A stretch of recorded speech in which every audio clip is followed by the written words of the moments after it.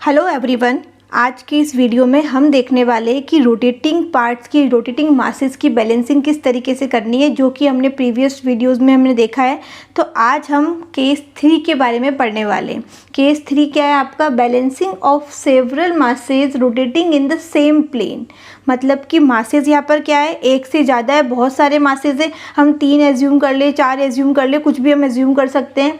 And condition क्या दे रखी है? इन द सेम प्लेन, मतलब कि जो भी मासेस है वो एक ही प्लेन में एक्ट कर रहे हैं। जस्ट फॉर द एग्जांपल आप ये देख सकते हो कि देखो ये जो येलो वाला आपको दिखाई दे रहा है, उस पर मैंने देखो 1 2 3 4 इस तरीके से मैंने यहाँ पे 4 मासेस लगाए हैं। तो एक मास आपका यहाँ पे लगा है, एक आपका यहाँ पे लगा है, एक आपका यहाँ पे लगा है, एक आपका यहाँ पे लगा है। अब इनको क्या बोलेंगे हम? ये सारे मासेस एक ही प्लेन में एक्ट कर रहे हैं। अगर मैं पिंक वाले को भी बोलूँ कि पिंक वाला और येलो वाला, क्या ये एक प्लेन है? तो नहीं, ये एक प्लेन नहीं है, ये एक अलग प्लेन है, ये एक अलग प्लेन है। क्लियर? ये मैं आपको पहले भी समझा चुकी हूँ। तो अभी हमारा कंडीशन क्या है? बिल्कुल येलो वाले को देखो, यही हमारा आज का कंडीशन है कि हमको बैलेंस करना है इन मासेस को। एक से ज़्यादा मासेस है, several masses rotating in the same plane. मतलब कि ये जो येलो स्ट्रिंग क्या शो कर रही है कि ये एक ही प्लेन में इस तरीके से रोटेट कर रहे हैं। ठीक है, ये येलो मासेस इस तरीके से लगे हुए हैं और इस तरीके से ये शाफ्ट क्या कर रही है? रोटेट कर रही है। तो हमें इनकी बैलेंसिंग करनी है। क्लियर? तो जब आप 3D में देखोगे तो आपको कुछ इस तरीके से दिखेगा, लेकिन जब आप इसको पेपर पर ड्रॉ करते हो तो आपको क्या होगा? कुछ इस तरीके से देखना पड़ेगा। ठीक है, जस्ट अगर मैं यहाँ से देखूँ तो यहाँ से देखने पर क्या होगा? 1 2 3 4, मुझे 4 स्ट्रिंग्स दिख रही है, कुछ ना कुछ रेडियल डिस्टेंस दिख रही है। सपोज ये R1 है, ये R2 है, ये R3 है, ये R4 है, आप कुछ भी मान सकते हो। इन पे M1 M2 M3 M4 masses लगे हुए हैं। तो इसी को हम सबसे पहले क्या करेंगे? ड्रॉ करेंगे पेपर के ऊपर, एंड देन हम केसेस लेके चलेंगे कि कब क्या किस तरीके से हमें फाइंड आउट करना है। देखो, जस्ट मैंने यहाँ पर एक एक्सिस बनाया है। ये मेरी एक हो गई है एक्स एक्सिस और ये मेरी एक हो गई है वाई एक्सिस। ठीक है, आप जो हम ये टॉपिक अभी कर रहे हैं ये 2 तरीके से सॉल्व कर सकते हैं। एक होता है आपका एनालिटिक मेथड, एक होता है आपका ग्राफिकल मेथड। तो अभी हम ग्राफिकल मेथड नहीं कर रहे हैं, इसलिए हमें मेजरमेंट से हर चीज़ करने की रिक्वायरमेंट नहीं है कि ये सीधा लाइन होना चाहिए, कि ये 5 सेंटीमीटर का होना चाहिए, ऐसा कोई रूल नहीं है अभी। ठीक है, अभी हम जस्ट अप्रोक्सीमेट अपना ड्रॉ करेंगे और जस्ट मानेंगे कि ये एक्स एक्सिस है और ये क्या कौन सी एक्सिस है? अपनी वाई एक्सिस है। क्लियर? अब अगर आप इसको देखो तो मासेस क्या किस तरीके से, एक आपका यहाँ पे, एक आपका यहाँ पे, एक आपका यहाँ पे, एक आपका यहाँ पे। तो आप रफली इसको इस तरीके से ड्रॉ कर लो अपने पेपर के ऊपर। ठीक है, आप कहीं पर भी ड्रॉ कर सकते हो, कोई नेसेसरी नहीं है कि मैं जहाँ पे ड्रॉ कर रही हूँ आप वहीं पे सेम लोकेशन पे ड्रॉ करो। आपका मन किया आप यहाँ पे ड्रॉ कर लो, आपका मन किया तो आप इस तरीके से लाइन करके यहाँ पर ड्रॉ कर लो। क्लियर? तो मैंने माना है कि एक मास मेरा ये है। अब मैं मानती हूँ एक मास मेरा ये है, एक मैंने मान लिया एक मास मेरा ये है और एक मैंने मान लिया एक मास मेरा ये है। क्लियर? सबसे अच्छा रहेगा कि आप साथ के साथ क्या करते जाओ, लिखते जाओ कि कौन क्या है। M1 M2 M3 M4। Condition यही है कि सारे जो मासेस है वो कहाँ पे एक्ट कर रहे हैं? एक ही प्लेन में एक्ट कर रहे हैं। जैसे कि अभी मैंने आपको इसके थ्रू समझाया था, कुछ इस तरीके से एक्ट कर रहे हैं।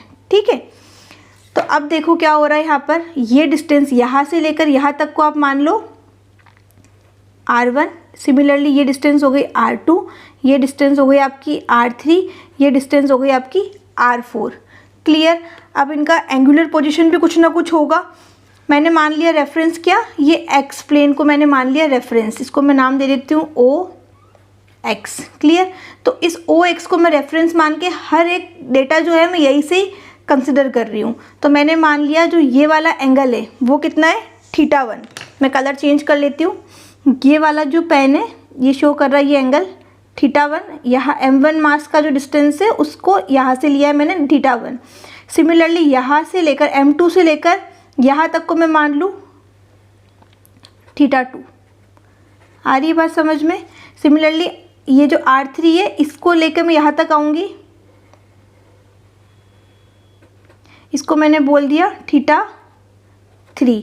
सिमिलरली R4 की यहाँ तक से डिस्टेंस, इसको मैंने बोल दिया θ4। क्लियर। θ1, θ2, θ3, θ4 आपका क्लियर हो गया। अब ये जो मासेज है वो इस प्लेन में एक्ट कर रहे हैं। जब भी इस तरह की कंडीशन होती है तो हम इनका रिजल्टेंट निकालते हैं, ठीक है। अप्लाइड मैकेनिक्स में भी आपने पढ़ा होगा रिजल्टेंट ऑफ द फोर्सेस, की फोर्सेस का रिजल्टेंट किस तरीके से निकाला जाता है। अब यहाँ पर फोर्स कौन से, यहाँ पे तो मैंने सिर्फ मास की बात करी है।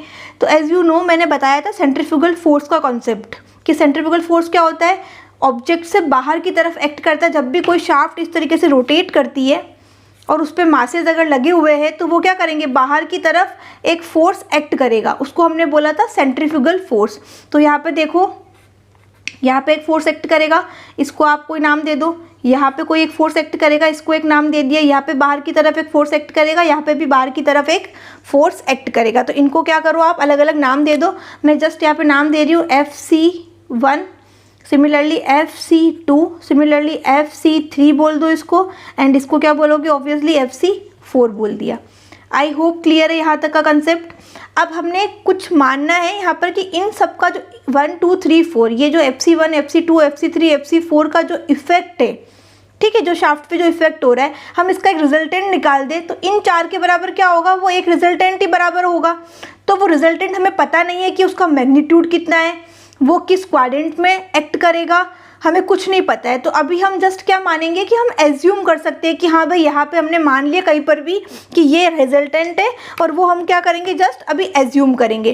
तो यही चीज़ मैं आपको बता देती हूँ। मैंने मान लिया कि ये क्या है, एक लाइन यहाँ पे ड्रॉ करती हूँ इस तरीके से कोई रेडियल डिस्टेंस बनाने के लिए, और मैंने मान लिया कि ये जो है वो क्या है, रिजल्टेंट है।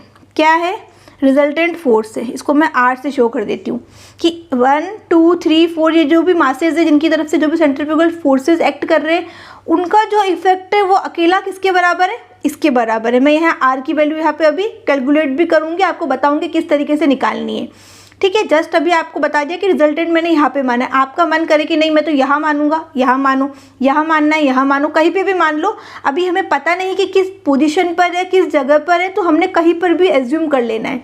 क्लियर। अब जैसा कि मैंने आपको बताया कि जो 1 2 3 4 इनका जो भी इफेक्ट था वो किसके बराबर है, इसके बराबर है।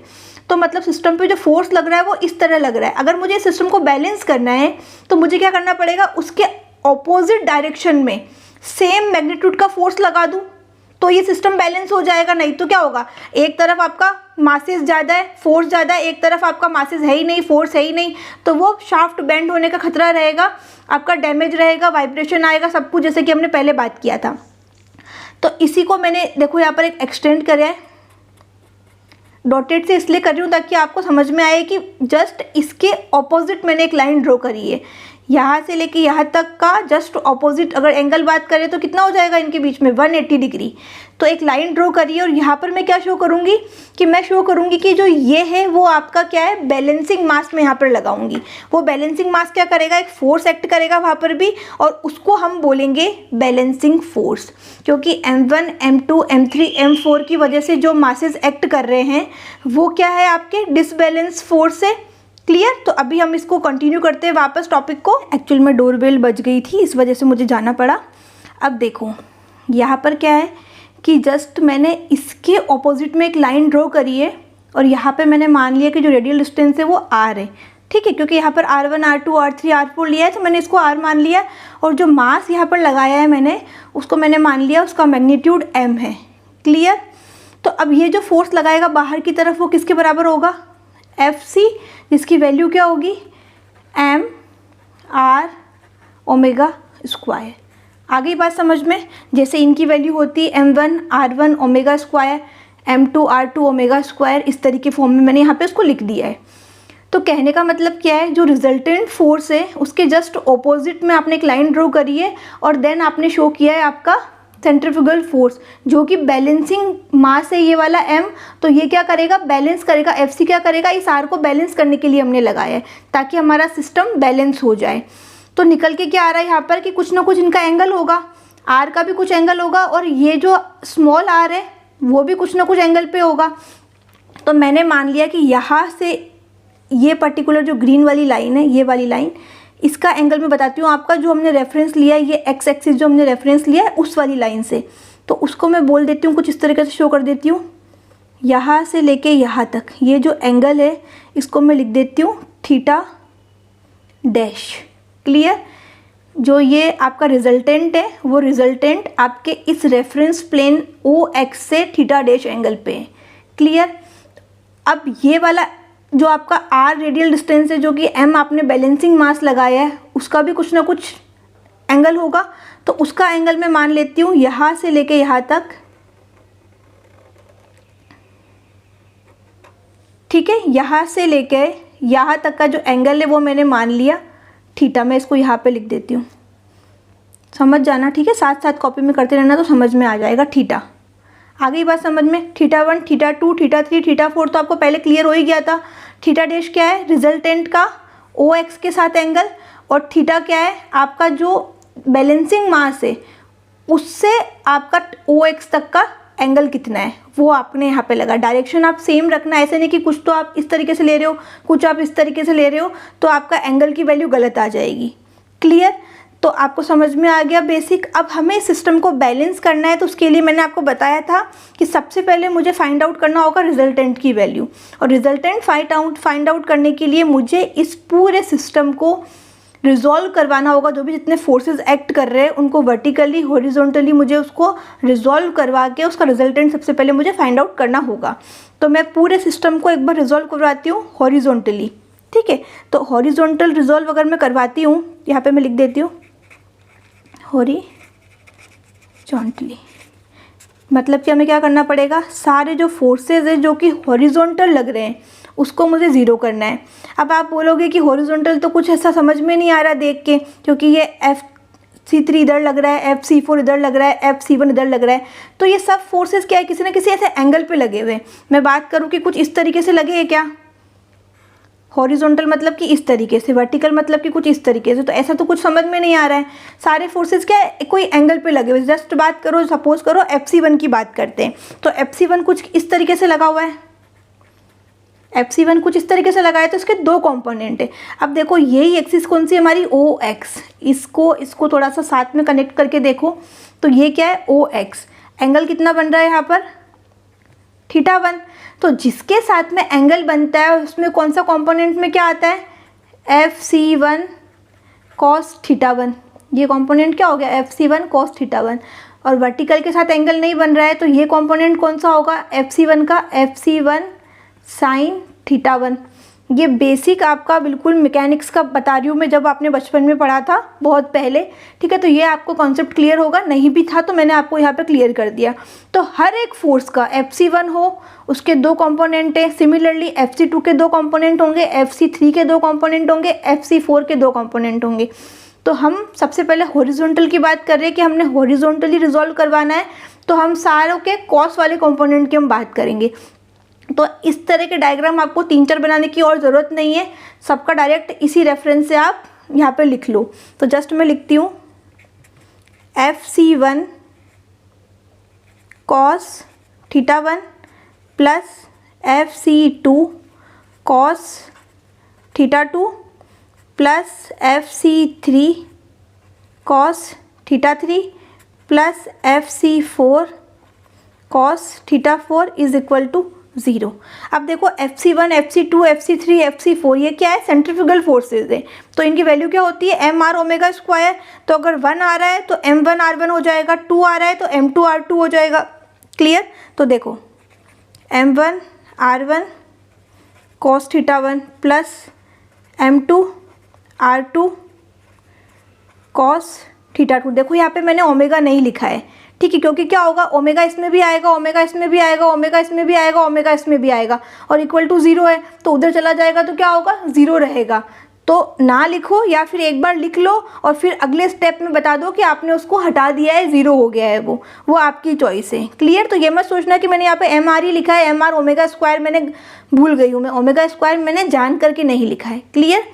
प्लस इसी तरीके से m3r3 cos theta 3 plus m4r4 cos theta 4 is equal to 0। अब हम क्या कर रहे हैं? यहाँ पर कोई न्यूमेरिकल सॉल्व नहीं कर रहे। अभी थोड़ी देर में न्यूमेरिकल सॉल्व करके बताऊंगी मैं आपको। अभी ये क्या मैं बता रही हूँ आपको? एक मेथड बता रही हूँ किस तरीके से करना है। तो अभी आप इसको यहाँ तक भी करके छोड़ सकते हो। क्लियर? और अगर आप इसको सिंपली लिखना चाहो तो किस तरीके से लिख सकते हो? Summation of m r cos theta is equal to 0, क्योंकि सब में क्या आ रहा है, m की जगह m1 m2 m3 m4 आ रहा है, r की जगह r1 r2 r3 r4 आ रहा है, और कॉस थीटा 1 में क्या हो रहा है, थीटा की जगह 1 2 3 4 आ रहा है। तो आप इसको इस तरीके से भी क्या कर सकते हो, लिख सकते हो। क्लियर, समझ में आ गई बात। अभी इसमें हम वैल्यूज़ पुट करें, हमारे पास कुछ है नहीं, हम न्यूमेरिकल करेंगे तब मैं पूरा बताऊंगी किस तरीके से सॉल्व करना है, कोई अमाउंट में वैल्यू आएगी। क्लियर, ये तो हमने किया हॉरिजॉन्टली। अब हम करेंगे वर्टिकली। वर्टिकली अगर आप रिजॉल्व करोगे तो क्या आ रहा है, जो भी साइन कंपोनेंट है हर एक फोर्स का वो लेकर चलोगे, क्योंकि हॉरिजॉन्टल में तो क्या हो गया आपका कॉस कंपोनेंट आ गया, वर्टिकल में आप सारा साइन कंपोनेंट लेके चलो। तो साइन कंपोनेंट लेके चलोगे तो क्या क्या आएगा, इसी तरीके से FC1 sine theta 1 plus FC2 sine theta 2 plus FC3 sine theta 3 plus FC4 sine theta 4 is equal to 0। अब सेम आप FC1 FC2 FC3 FC4 की जगह क्या लिख सकते हो, mr ओमेगा स्क्वायर की फॉर्म में लिख लो। ओमेगा स्क्वायर को पूरा एलिमिनेट कर लो, जैसे कि यहाँ पर किया था, क्योंकि वो इधर 0 है, उधर जाएगा तो वो क्या हो जाएगा, 0 हो जाएगा, क्योंकि ओमेगा सबके लिए सेम है। ये जो शाफ्ट रोटेट कर रही है वो ओमेगा उसका एंगुलर वेलोसिटी है, तो वो सेम है सबके लिए। ठीक है, तो यहाँ पे ओमेगा 1 ओमेगा 2 ओमेगा 3 ओमेगा 4 वाला कंसेप्ट नहीं है कि आप उसको संभाल के रखो, आप उसको हटा ही दो यहाँ से। तो सिंपल आप जब इसको इस तरीके से फाइनल सॉल्व करोगे जैसे ऊपर किया था, तो क्या निकल के आ जाएगा, summation of m r cos की जगह आ जाएगा आपका sine theta is equal to 0।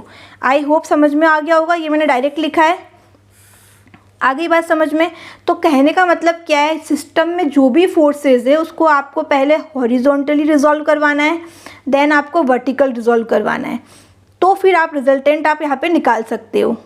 अब हम देखेंगे कि रिजल्टेंट कैसे निकालें। पेज मैंने शिफ्ट कर दिया है, तो आर हम निकालेंगे। आर क्या होगा आपका, जो भी आपका हॉरिजॉन्टल रिजॉल्व किया है उसका स्क्वायर प्लस जो भी आपने वर्टिकली रिजॉल्व करवाया है उसका स्क्वायर अंडर रूट।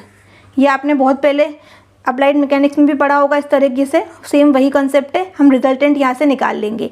अभी हमारे पास में वैल्यू नहीं है, अभी हमने जैसे कि सॉल्व करके निकाला, हॉरिजॉन्टली रिजॉल्व करवाया तो ये आया, वर्टिकल करवाया तो ये आया, लेकिन अभी हमारे पास में ना m की वैल्यू है, ना r की वैल्यू, ना थीटा की वैल्यू, कोई वैल्यू नहीं है हमारे पास में।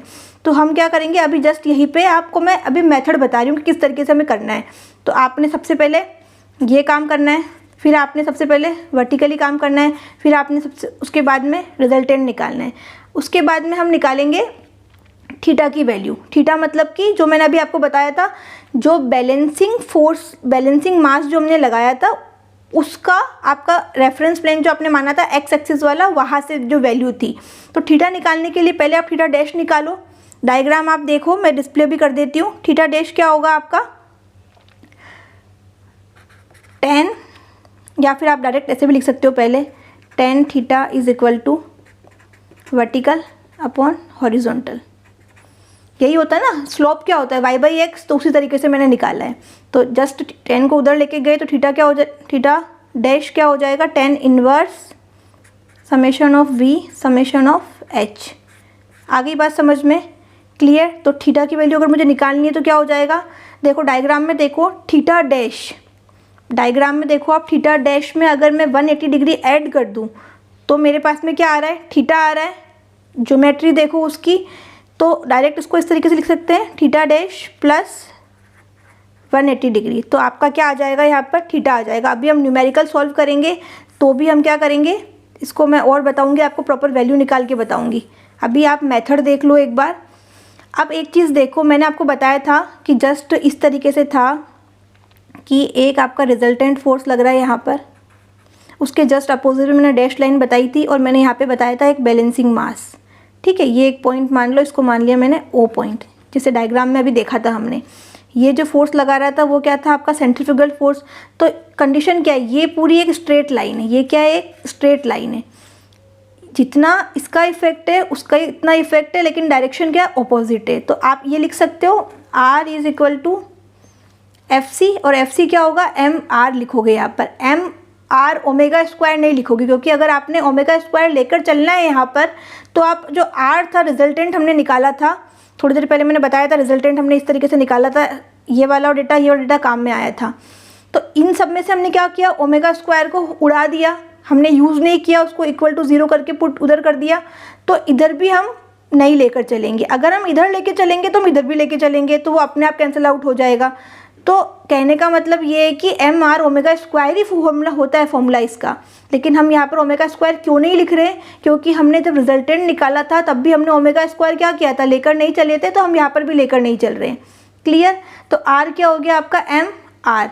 तो एग्ज़ाम में हो सकता है कि आपको एम पूछे, तो एम क्या हो जाएगा, रिजल्टेंट अपॉन ये वाली रेडियस, स्मॉल आर आपको गिवन होगा जो कि आपकी बैलेंसिंग मास से है, रेडियस रेडियल डिस्टेंस, तो वो आपको गिवन होगा। इस तरह से कुछ ना कुछ अननोन होगा, कुछ ना कुछ गिवन होगा, तो आप न्यूमेरिकल सॉल्व कर लोगे। तो ये तो एक मोटा मोटा मैंने मेथड बताया आपको किस तरीके से करना है, प्रॉपर क्लियर इमेज होगी आपके न्यूमेरिकल करने के बाद। तो